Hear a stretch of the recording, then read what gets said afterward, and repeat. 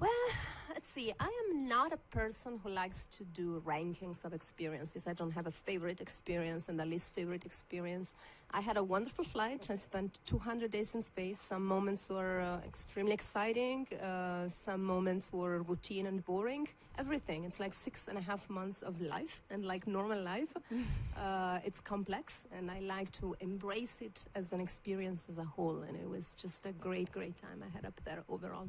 Fabulous. In addition to being a record woman in space, because you are the woman who has the longest duration permanence in space, 200 days, and the first European to do a female European to do a long mission in space. You're also a Top Gun, if I may say so. Just before we were watching the video of a crazy drone, a race drone that was whizzing through the data center here above the computers. So my question for you, and then we go to the question from the public, which is your preferred aircraft? The Soyuz, the T-38 or a fighter jet, or maybe one day something similar to the space shuttle? Well, let's see. My preferred vehicle is probably the cool spacecraft that I have not flown on yet. So who knows what will come in the future. Yes, okay. Your mission was called Futura, and you're always looking at the future, obviously. So I have on this iPad questions for you coming from our Facebook audience. First question is on the importance of a specific number 42, for your mission. Can you tell us more about this number? Well, for it was the answer, of course, to the ultimate question of life, the universe, and everything. Well, it's of course, a quote from Douglas Adams in The Hitchhiker's Guide to the Galaxy. I flew to station as part of Expedition 42 initially, then I became 43. And so, of course, it was natural to me as a science fiction fan and Douglas Adams fan to play a little bit around that this. Is fabulous. So, don't panic was our motto during our space mission. And you see another question here. Among the many experiments you were carrying out on the ISS, one had to do with Italian coffee, believe it or not. Is it true? And can you tell more about that? Indeed. Yes, I was up there when the first space espresso machine was delivered to station. It's called ISS Espresso. And very, very unique piece of equipment that, by the way, is going to be reused again now after a couple of years by Paolo Nespoli, the next Italian flying to space in a couple of months. So we are looking forward to see and to hear about his impressions of espresso in space. And how does coffee taste up there in Zero G? Oh, coffee tastes great. I mean, I'm a big coffee drinker, so. Great. We have a question from Stephanie Jean Marchioni. Do you feel changed by your experience in space? Has it impacted you in any way? Well, of course, the simple answer is that any experience, of course, enriches you and changes you, right? And space is no different in that sense. If we are talking about some kind of dramatical change where, you fly to space and you come back a completely different person, no, not at all. I do not think so. But of course, it's an experience that has enriched me as a human being, as a professional. And of course, it was also the great dream of my life. So before flying to space, I think I was always a little bit on a race to actually make it to space, because that's something I really wanted to achieve. It's a real race. Very few manage to go to space. And so having achieved that, I guess, now I maybe have a more calmer attitude towards life.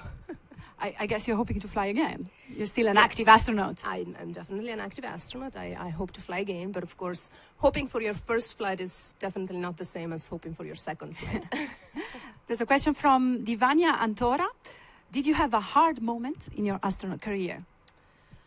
Well, maybe a little bit of a disappointing moment. Actually, just a few days before flight. One of the things that I was really hoping to be able to do in space was a spacewalk, because it's something very special, and it's also something that I had trained very hard for. I'm a small-sized person, so for small people like me, it's especially difficult because the suit doesn't really come in a small size. And so it had something I had really worked hard for. And then about a month before we launched, a cargo ship blew up, which contained my gloves and some tailor-made undergarments for EVA suits. And They're For a custom while, made, right? They're custom made. I mean, there are backups, and for a while I kind of assumed that they were going to fly my backups, but of course the program managers had to make choices about how to use the space that was left in the upload opportunities, and of course the priority was for experimental equipment, replacement parts and stuff like that. So a few days before launch I learned that those replacement equipment for me would not be flown, and that was probably the big the more deception. disappointing moment. Let's Maybe say. next time. Yeah, well, the good thing is that I definitely have something great to look forward to maybe for my next flight. Also, today you learned a lot about AMS from Professor Sam Ting, the alpha magnetic spectrometer, a cosmic particle detector that does the same job as the LHC, but it does it beyond the atmosphere, on top of the space station, with real cosmic rays, not the one that we make in the machine, which are the same, but coming from space, they're higher energetic. So one day maybe you could repair AMS if necessary, or do some operation on AMS. Well, what I understood from Professor Ting is that there might be some repair work planned for not so far in the future. So it's definitely not going to be me, because that's going to be definitely before I get another chance to fly to space. And then I think the hope is that AMS will not need any more repair for a very long time. Question from Gada Shokani. What obstacles, I might add, if any, did you face as a female astronaut? Yeah, I don't know. It's always very hard to answer that question, because, you know, none of us comes to this world having a chance to do both experiences. Like, right, you're either a female or a male, and so, you know, whatever difficulties I had, I cannot tell whether it was because I was a female or just because there are difficulties in life. Yeah. So it's very hard to answer that question. Yeah, probably nothing specific. Probably who at a knows? certain level, male, female, whatever you are, it's the same. What counts is the competence. What counts is what you can bring to the mission.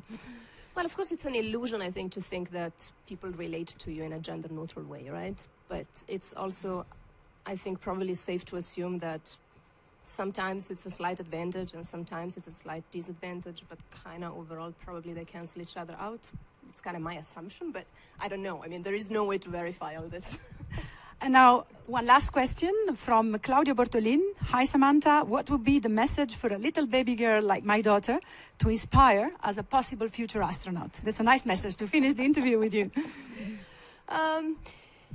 You know, I grew up dreaming about flying to space since I was a child, and you know, I can share some of the things that maybe inspired me. I don't know, because it's really hard to know exactly what goes on in the mind of a child and to remember it correctly as an adult. But you know, I was fascinated by the sky, so bring her out and let her be fascinated by a starry night sky.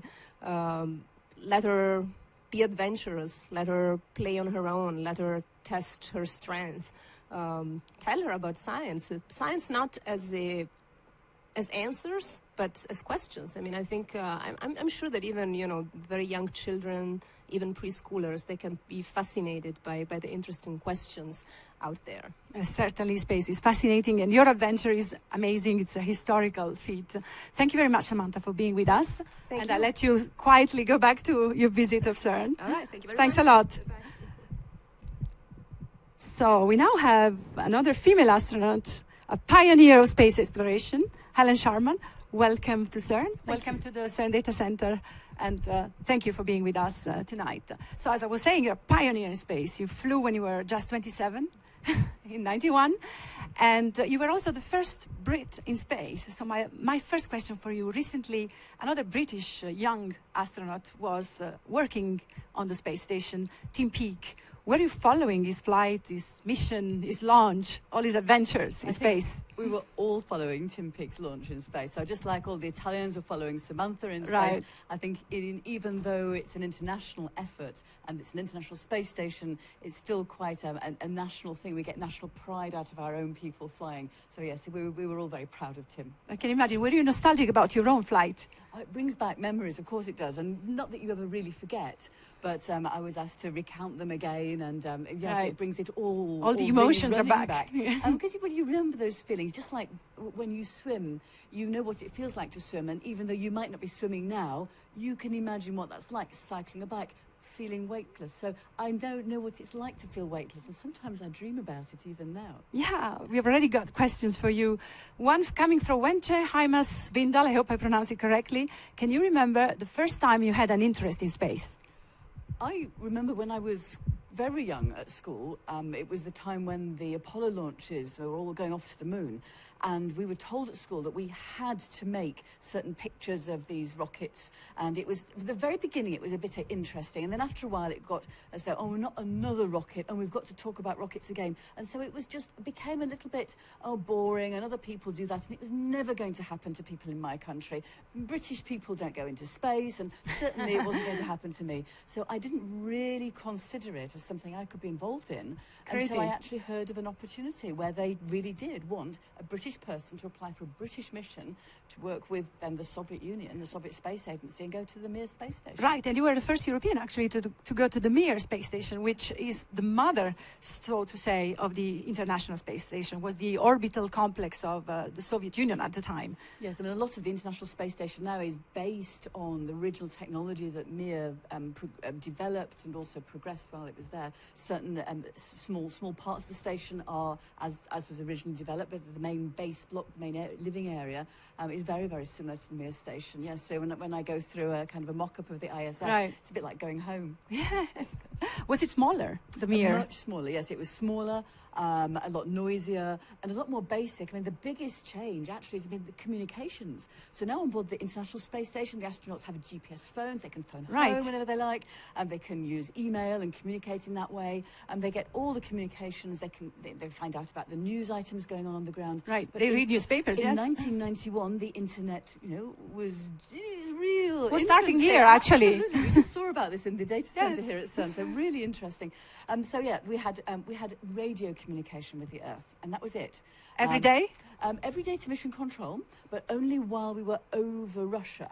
So once we got east of Russia, over the Pacific Ocean, we were out of contact, which is quite nice, actually, because the mission control isn't always bothering you in space. Right. Probably now it's happening. I think if you're in space, actually, for a long time, seriously. So before I arrived on the space station, there were 2 people up there who had been there for 6 months.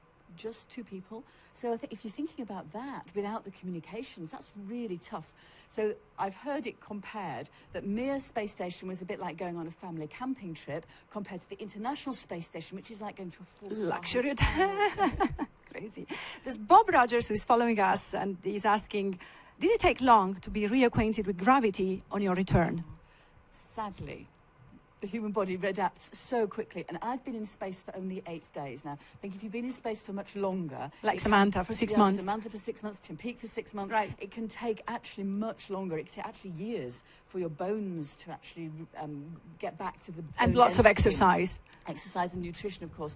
But apart from, I mean, of course, after a few days, the astronauts probably don't feel that their bones haven't got the right bone mass in them. Yeah. But the biggest thing is the balance. So even when I returned to Earth, although I felt heavy, every time I moved even my little finger, there were signals going to my brain to say that my little finger had weight now. And so very quickly you adapt to that. But actually I was walking